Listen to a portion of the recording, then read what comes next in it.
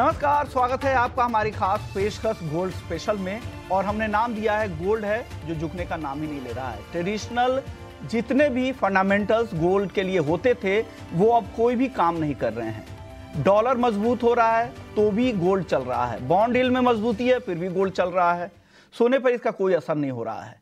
US Fed से ब्याज दरें जो 2024 में पहले 1.6% तक घटने की उम्मीद थी, अब घटकर आधे से पौन % कटौती की उम्मीद रह गई है।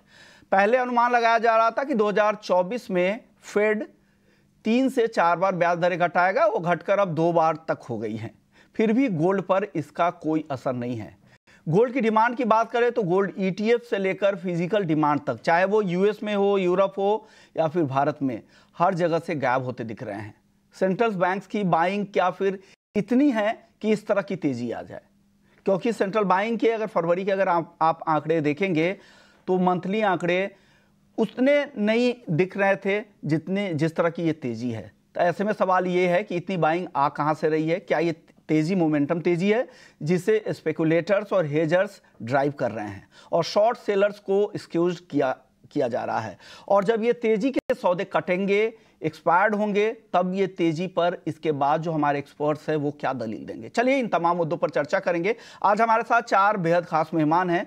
रेनिशा चेनानी हैं ऑगमोंट गोल्ड से, वीरेन वकील हैं पैराडाइम कमोडिटी से, वर्धमान आशीष कोठारी हैं डायरेक्टर हैं GJC से और डायरेक्टर हैं कोठारी ज्वेलर्स के भी। और साथ ही हमारे साथ एक और मेहमान है योगेश सिंगल हैं जो चेयरमैन हैं all Boolean and jeweller association से और दिल्ली के बड़े ज्वेलर भी हैं। आप सभी मेहमानों का बहुत बहुत शुक्रिया। लेकिन इस रिकॉर्ड रैली के बाद अब कुछ सवाल है। वो सवाल ये है, 10 बड़े सवाल में मैंने इसे कन्वर्ट किया है। क्या इस रिकॉर्ड भावों पर सोना खरीद कौन रहा है? क्या गिरावट के कुछ संकेत दिख भी रहे हैं या नहीं? क्या सोने में निवेश का ये सही वक्त है क्या? और मौजूदा स्तरों पर निवेशकों और ट्रेडर्स के लिए अब कितना बड़ा रिस्क है? सोने की तेजी से स्टॉक और बॉन्ड जैसे एसेट क्लास पर अब कितना असर होगा? क्या उधर भी आगे चलकर पैसे वहां से निकल रहे हैं, आगे वहां पर पैसे लगेंगे? ये भी सवाल है। साथ ही सवाल ये है कि सोने की होल्डिंग को डाइवर्सिफाई करने का क्या ये सही वक्त है? क्या सोने की जो आपकी होल्डिंग है उसे कम करने का वक्त है? इस रिकॉर्ड रैली के बाद आप अपने रिस्क को कैसे कम करें, इससे कैसे बचें, ये भी सवाल उठता है। साथ ही अगर किसी को सोने से निकलना है तो कब निकलना चाहिए? और लंबी अवधि के लिए अगर किसी को गोल्ड में निवेश करना है या फिर लंबी अवधि के लिए गोल्ड डिमांड को लेकर क्या ट्रिगर है? तमाम ऐसे सवाल है, सब पर चर्चा करेंगे। सबसे पहले वीरेन जी, आपका लंबा अनुभव है यहाँ पर, ट्रेडर्स को आप लंबे समय से जानते हैं, उनकी नब्ज को पहचानते हैं कि 3 दशक के आसपास का आपका अनुभव है। क्या आपको क्या लगता है कौन खरीद रहा है रिकॉर्ड भाव पर ये सोना? जो मैक्रो स्केल पे जो बाइंग है वो चाइना से आ रही है और खास करके वियतनाम काफी एग्रेसिव है, क्योंकि वहाँ वियतनाम की करेंसी डोंग ऑल टाइम लो पे चली गई है। और चाइना में पीपल्स बैंक ऑफ चाइना की बाइंग में भी डी डॉलराइजेशन के हिसाब से होगी। और वहाँ जो छोटे अमाउंट में गोल्ड है जिसको गोल्डन बीन कहते हैं उसकी काफी खरीदारी है। तो ये दोनों जगह रिटेल साइड में और मैक्रो इंस्टीट्यूशनल साइड में भी ड्राइविंग फोर्स है। चाइना में भी इंपोर्ट कोटा रिस्ट्रिक्टेड है, तो गोल्ड ETF वहाँ प्रीमियम पे बिक रहा है। उनकी तुलना में यूरोप की और अमेरिका की इतनी बाइंग नहीं है। इंडिया की बाइंग फिजिकल साइड में कम है क्योंकि फरवरी की तुलना में मार्च का इंपोर्ट हमारा काफी कम रहा। आगे शायद जापानीज बाइंग खुल सकती है क्योंकि वहाँ जापानीज येन 35 ईयर के लो पे है, 153 क्रॉस कर गया। सबसे बड़ी वजह तो यह है कि स्केयर मॉन्गरिंग काफी ज्यादा हो रही है। रेड सी वॉर या यूक्रेन रशिया वॉर या हर कहीं से भी स्केयर मॉन्गरिंग जो आ रही है वो गोल्ड को ड्राइव कर रही है। आपका भी लंबा अनुभव है। जिस समय इजराइल और हमास का युद्ध शुरू हुआ था, जब 7000 मिसाइल दागे गए थे हमास की तरफ से, तब भी गोल्ड को इतना प्रीमियम नहीं मिला था। और इस तरह का प्रीमियम तब भी नहीं मिला था जब रूस और यूक्रेन की लड़ाई शुरू हुई थी। तो क्या उससे ज्यादा डर है अभी अटकलों में और बयानबाजी में ही? अभी फिलहाल चाइना प्रीमियम काफी है। कोरोना में शॉर्ट टर्म $100 का प्रीमियम एकदम शॉर्ट टर्म हमने देखा था, बट वो एकदम मोमेंटरली हम मानते हैं। अभी जो मेन ड्राइविंग फोर्स है वो गाजा की मीन्स रेड सी क्राइसिस और खास तो ईरान इसराइल के बीच का जो तनाव है वो ड्राइविंग फोर्स है। साथ ही कहीं ऐसा भी है कि हम अभी जो देख रहे हैं वो बुल मार्केट इन एवरीथिंग देख रहे हैं, means bitcoin, equities, tech stock, magnificent seven, share बाजार, इमर्जिंग मार्केट्स, हर कोई चीज काफी न्यू हाई पे है या लगातार बढ़ रही है। तो गोल्ड इज वन कि भाई बुल मार्केट इन एवरीथिंग के सामने gold is hedge against everything. तो इस हिसाब से भी कहीं ना कहीं पोर्टफोलियो को इंश्योरेंस देना है वोलेटिलिटी के सामने या कोई unforeseen black swan kind of event के सामने, तो गोल्ड इज बेट। और उसने प्रूव कर दिया है कि बिटकॉइन आया गया, but gold remain A trustworthy और रिलायबल सेफ हेवन। बीरेन जी के बाद अब रेनिशा जी मैं आपके पास आऊंगा। आपको क्या लग रहा है, हर फंडामेंटल्स तेजी के साथ कुछ ना कुछ तो बैकअप आपके पास खबरें चाहिए, आप उसे जोड़ते हैं, पुख्ता कुछ भी नहीं, किस वजह से तेजी आई है? आपको क्या लग रहा है इस रिकॉर्ड भाव पर सोना कौन खरीद रहा है और क्या आगे कुछ गिरावट के संकेत आपको दिख रहे हैं क्या, रेनिशा जी? जी विश्वमोहन जी, मुझे लगता है कि जिस तरह से ये रिकॉर्ड रैली चली है पिछले 15-20 दिनों से देखें तो जो $200 की जो ये रैली आई है ये थोड़ी सस्पिशियस है। ओवरऑल स्ट्रक्चरली देखें तो गोल्ड एक बुल मार्केट में जरूर है। $2400 का जो टारगेट था वो जरूर आना था इस साल। ग्रेजुअली जिस तरह से ओवरऑल फंडामेंटल्स काफी स्ट्रॉन्ग थे तो इस साल जरूर आना था, बट इतना जल्दी आ चुका है, इसलिए सबको परेशानी हो रही है। फंडामेंटल्स जैसे मैं कहूँ तो जैसे बीरेन जी ने कहा कि ओवरऑल लोग अपने पोर्टफोलियो को हेज कर रहे हैं इक्विटीज में या फिर डेट मार्केट में या फिर क्रिप्टोस में। जिस तरह से रैली आ रही है तो थोड़ा बहुत प्रपोर्शन गोल्ड में जो अंडर प्रपोर्शनल था वो अभी बढ़ रहा है अपना उनका प्रपोर्शन, क्योंकि डाइवर्सिफिकेशन सबको पता है कि गोल्ड ही है कि जहाँ पे आपको सेफ हेवन मिल सकता है। एंड जिस तरह से जियोपॉलिटिकल टेंशंस लगातार बने हुए हैं, ईरान और इजराइल अभी जो करंटली एक काफी एक माहौल बन चुका है जहां पर कभी भी इजराइल ने भी कहा है कि वो रिटेलिएट करेंगे ईरान के एयर स्ट्राइक्स को। तो ये एक काफी बड़ा फैक्टर है जो प्राइसेस को सपोर्ट कर रहा है। बट ये जो मिस्ट्री बाइंग आ रही है वो एक्चुअली पेपर ट्रेडिंग पे ही हो रही है, फिजिकल बैक नहीं है इतनी। और हम देख रहे हैं कि 5 मंथ कॉन्ट्रैक्ट्स जो है उसी में काफी लगभग बाइंग आ रही है। तो मुझे लगता है ये रैली काफी ओवरडन हो चुकी है। और आप जिसे पूछ रहे हैं कि आगे करेक्शन आ सकता है, तो यस, मुझे लगता है कि हम एक काफी हाई मूवमेंट पे पहुंच चुके हैं। मुझे लगता है कि 1-2 दिनों में प्राइसेस टॉप आउट हो सकती है यहाँ पे $2400 से $2450 के आसपास। एंड हम एक करेक्शन जरूर देखेंगे। अगर ये स्ट्रक्चरल बुल मार्केट है तो एक हेल्दी करेक्शन आना बहुत जरूरी है, अदरवाइज एक बबल हो जाएगा। तो मुझे लगता है एटलीस्ट 6 to 7% का करेक्शन के लिए जरूर रेडी रहना चाहिए। इनफैक्ट नेक्स्ट वीक भी आ सकता है, वीक भी एक बड़े करेक्शन के लिए आपके लिए तैयार रहना चाहिए, क्योंकि किसी भी ऐसे क्लास में इस तरह की एक तरफा तेजी आती है तो करेक्शन भी होता भी है। चलिए अब योगेश जी आप बताइए, आप एक ज्वेलर भी हैं और एक यहाँ पर एसोसिएशन को रिप्रेजेंट भी कर रहे हैं, आपको क्या लग रहा है, आपके ग्राउंड से क्या रिपोर्ट आ रही है, आपके स्टोर से और आपके मेंबर्स के स्टोर से किस तरह की डिमांड है, क्या लोग खरीदारी कर रहे हैं इस भाव पर? देखिए विष्णु जी, अभी इस लेवल पे तो खरीदारी बिल्कुल डंप हो चुकी है। इक्का दुक्का इन्वेस्टर जरूर है जो सोने में दाम लगा रहा है, लेकिन वो भी आके अब यहाँ पर रुक गया है। जैसा मैंने पिछले हफ्ते बोला था कि $2400 पे 74-75 हजार भाव बनेगा, तो मेरे हिसाब से ये टॉप भाव आ चुका है। अब इस बाजार में सिर्फ वोलेटाइल बाजार रहेगा कि $100-150 नीचे और ऊपर। अभी शॉर्ट सेलिंग में जो ज्वेलर फंसे हुए हैं, जिनके भाव नहीं कटे हैं, जिनके सौदे नहीं कटे हैं, जिन सट्टेबाजियों के सौदे नहीं कटे हैं, उनको कटाने के लिए ये प्रयास करेगा कि उनको मौका देगा कि नीचे ला करके फिर ये ऊपर लेके जाएगा। तो कहीं ना कहीं ये सौदे जब तक नहीं कटेंगे इसमें अच्छा गिरावट नहीं मिलेगा। तो ये व्यू आपका दिख रहा है। लेकिन चलिए अब सवाल ये है कि इस भाव पर कितना बड़ा रिस्क है, चाहे वो ट्रेडर्स हो उनके लिए और जो निवेशक है उनके लिए। बीरेन जी कितना बड़ा रिस्क है ट्रेडर्स के लिए और निवेशकों के लिए, आप क्या सतर्कता बरतने की सलाह देंगे उनको? टेक्निकली इलियट वेव के हिसाब से पांचवा वेव चल रहा है।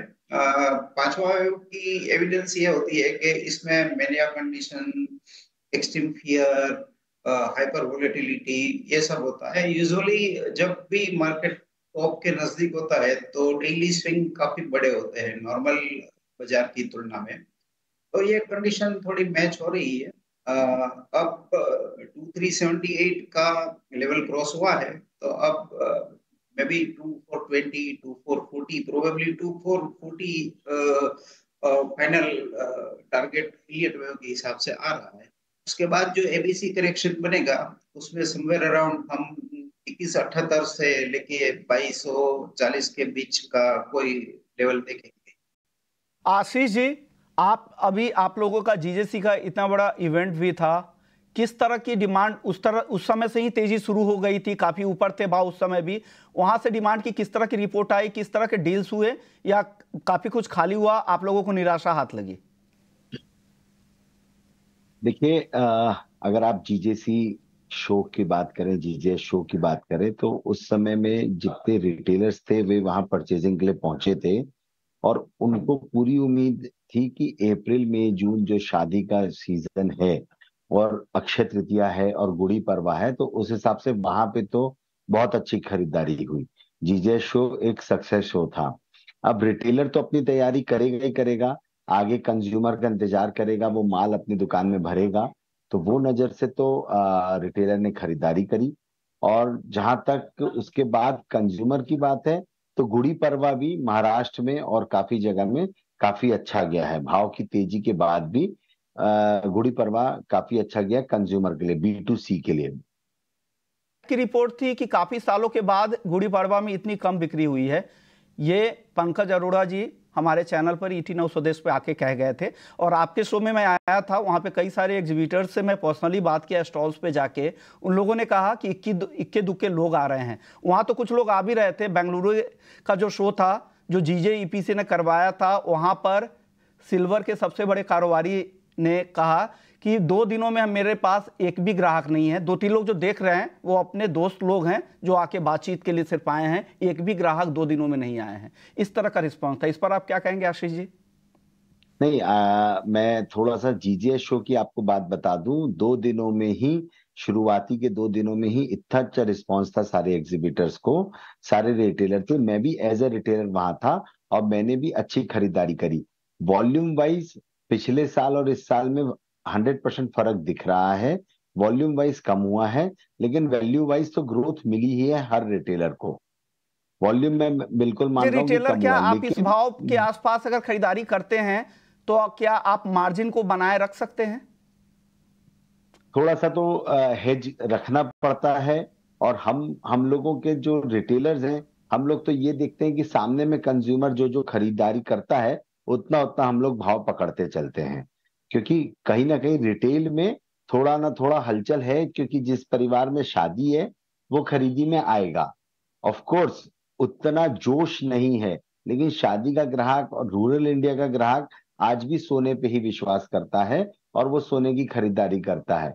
उतना वजन नहीं खरीद पाता है, भाव के चलते ग्राहकी कम जरूर होती है, लेकिन ग्राहकी गायब नहीं होती है। रूरल इंडिया में तो आज भी सिर्फ एक सोना ही निवेश का एकमात्र विकल्प है। सर, अभी योगेश जी को आप सुन रहे होंगे। योगेश जी भी बड़े संगठन को यहाँ पर रिप्रेजेंट कर रहे हैं और इनका कहना था कि ग्राहकी काफी कम हो गई है। आप क्या कहेंगे इस पर? किस तरह की बाइंग अभी आपने अभी कहा, दोबारा मैं फिर से आपसे योगेश जी से यही सवाल करूंगा, क्या डिमांड पर कितना असर हुआ? आशीष जी की बातों से आप सहमत हैं क्या योगेश जी? एक ऑर्गेनाइजर होता है जो शो का, वो कभी भी अपने शो को गिराएगा नहीं या उसको मतलब डिमोलाइज नहीं करेगा। लेकिन एक एग्जीबिटर जो होता है वो सही सच्चाई बताता है। देखिए, पूरे देश में काम नहीं है, ऐसा तो नहीं है कि बेंगलुरु में काम नहीं था और बॉम्बे में काम था, दिल्ली में काम नहीं है, पूरे देश में काम नहीं है, सिर्फ बॉम्बे में काम है। थोड़ा बहुत काम सभी जगह चलता रहता है। जब लड्डू फूटता है तो चूरा हर जगह घूमता है। तो सभी जगह भाव का बहुत बड़ा असर है। जब तक जो है ना बायर भाव फिक्स नहीं होता, अभी रात दिन रैली चल रही है, लगातार 10,000 12,000 रुपया भाव बढ़ चुका है, तो लोग मतलब हतप्रभ हैं, देख रहे हैं कि हो क्या रहा है। मतलब उनकी एक्सेप्टेशन से बाहर है, ग्राहक भी रुका हुआ है, जिसको एक्चुअल में गहने खरीदने हैं वो भी रुका हुआ है। तो ये अभी काम को कहना कि अभी बहुत अच्छा काम था, ये थोड़ा सा कॉन्ट्राडिक्टरी लगता है। यही कहने की कोशिश कर रहा था। आपके फैटर्निटी से आते हैं योगेश जी, और योगेश जी को आपने सुना। आशीष जी, अगर एज ए ज्वेलर नहीं, एक खरीदार के तौर पर क्या इस भाव पर आप सोना खरीदेंगे? मैं वही बता रहा हूं कि ग्राहक, जो नॉर्मल ग्राहक है वो बिल्कुल नहीं आ रहा, लेकिन जिस परिवारों में शादी है उसे तो अप्रैल में अगर शादी है और मई में शादी है तो वो तो खरीदारी करेगा ही करेगा। मैं आज रूरल इंडिया को रिप्रेजेंट कर रहा हूँ। जबलपुर के आसपास में सारे किसान घर हैं और अप्रैल में जून में ही इनकी खरीदारी होती है। मैं फिर से कह रहा हूँ, बहुत अच्छी खरीदारी जो अप्रैल में जून में होती है वैसी नहीं है, लेकिन कंज्यूमर फिर भी बाहर है।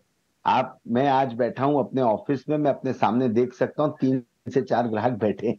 एक एग्जांपल की बात बता रहा हूं, जिसके यहाँ काम है और रूरल इंडिया की तरफ में कंज्यूमर डिमांड है तो उतनी है। वॉल्यूम में मैं कह सकता हूं कि 30 से 40% की गिरावट होगी, लेकिन फिर भी इस भाव में 75,000 के भाव में सोना खरीदना अपने आप में नामुमकिन सा जो दिखता था वैसा नहीं है। हिंदुस्तान का कंज्यूमर थोड़ी थोड़ी खरीदारी करता रहता है। योगेश जी, आपको क्या लग रहा है, जिस तरह से दाम बढ़े हैं इसका असर अक्षय तृतीया की बिक्री पर और शादियों की बिक्री में, जो वॉल्यूम की बात कर रहे हैं कि वॉल्यूम कम हो गए हैं, आपको लग रहा है कि वैल्यू टर्म में भले ही ज्यादा दिख रहे हों लेकिन वॉल्यूम कम हो गए लोगों की खरीदारी के? आप इस पर क्या कहेंगे? अक्षय तृतीया पर काफी असर होगा इस भाव का, योगेश जी? बिल्कुल विस्मोहन जी, देखिए शादी ब्याह में भी असर होता है। अगर किसी को 10 तोला ज्वेलरी देनी है तो अभी वो 7 तोला ज्वेलरी दे पाएगा, तो वॉल्यूम तो वैसे ही घट गया। अमाउंट में उसका भले ही जो है ना वो आ गया, लेकिन जिसको 100 ग्राम सोना खरीदना था अब से 1 महीना पहले, 2 महीना पहले, तो उसको 75 ग्राम सोना रह गया उसके हाथ में। तो वो कहीं ना कहीं सोचता है कि अगर भाव शायद कुछ गिर जाए या अभी टॉप पे भाव है तो रुकना उसका बनता है, और वो रुकता भी है।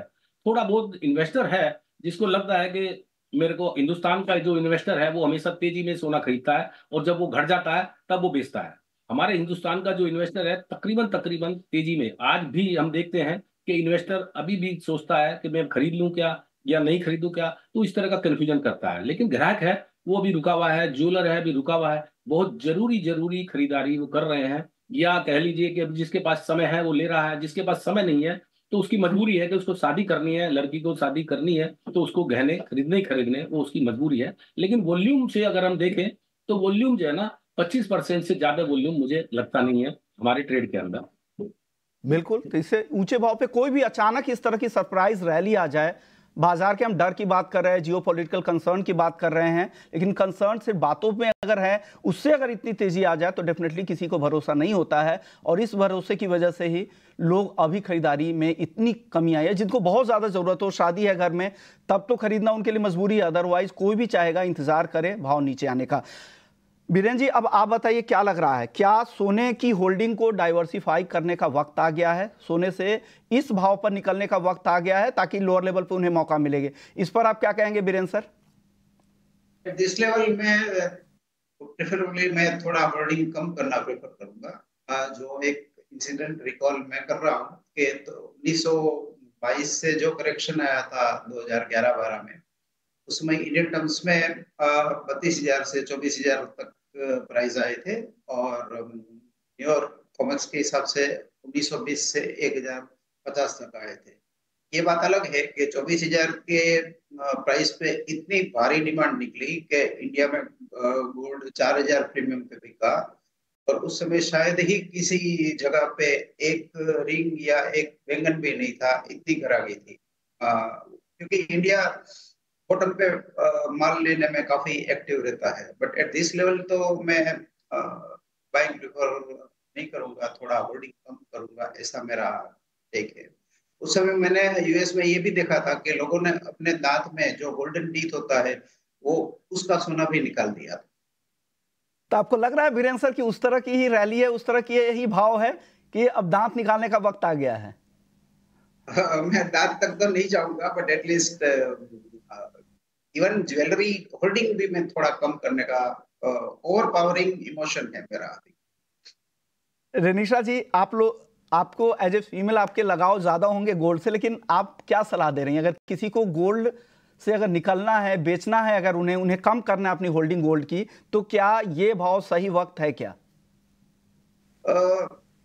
Yes, रेनिशा मुझे जी। लगता है कि अभी जो स्पॉट मार्केट में जो रेट्स है, आई थिंक जीएसटी अराउंड 75,000 के आसपास है।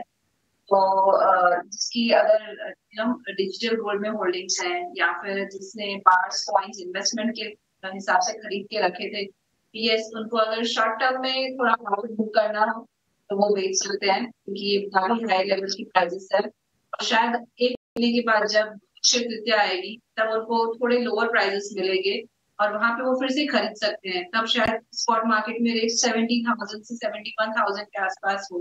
तो जो 10 ग्राम पे आपको 4-5 हजार का अगर पूरा मुनाफा लेना है तो यस ले सकते हैं, एक महीने के बाद फिर से खरीदिए। That's what I would suggest कि जो लॉन्ग टर्म इन्वेस्टर्स हैं। और जो शॉर्ट टर्म ट्रेडर्स हैं वो भी इस तरह का कर सकते हैं कि प्रॉफिट बुक कर लें और नेक्स्ट वीक शायद जब प्राइसेस गिरना स्टार्ट हो तो वो शॉर्ट पोजीशंस भी बना सकते हैं, क्योंकि अभी ये मार्केट सबको एक मौका देगा। जो बायर्स हैं अपनी पोजीशंस को बुक कर लें, बहुत ही कॉशियस रहे, बिल्कुल कैरी ना करें नेक्स्ट वीक के लिए। मुझे लगता है ये आज टॉप आउट प्राइसेस हो सकती है, नेक्स्ट वीक में हम बड़ा करेक्शन देख सकते हैं। कैरी ना करें नेक्स्ट वीक ट्रेडर्स जो है, और प्रॉफिट बुक कर लें। और शॉर्ट सेलर जो पोजीशंस लेके खड़े फंसे हुए हैं, वेट करें, ग्रेजुअली उनका अभी रेट आने वाला है। नेक्स्ट वीक से मुझे लग रहा है ग्रेजुअली हम प्राइसेस को नीचे आते हुए देखेंगे थोड़ा सा। चलिए, तो गोल्ड पे आपने सुन ली कि आपको क्या करना है। दोनों एनालिस्ट लंबा अनुभव है, एक 3 दशक से ज्यादा का अनुभव रखते हैं, एक 2 दशक के आसपास का अनुभव रखती हैं। दोनों एक्सपर्ट्स को आपने सुना कि गोल्ड में आपको क्या करना है। हमारे साथ हाजिर के दोनों कारोबारी भी है। आप अपना अनुभव आशीष जी एक्सपर्ट के तौर पर, ज्वेलर के तौर पर नहीं बताइएगा, भाव क्या देख रहे हैं आप आगे, यहां से किस तरह की चाल देख रहे हैं गोल्ड में?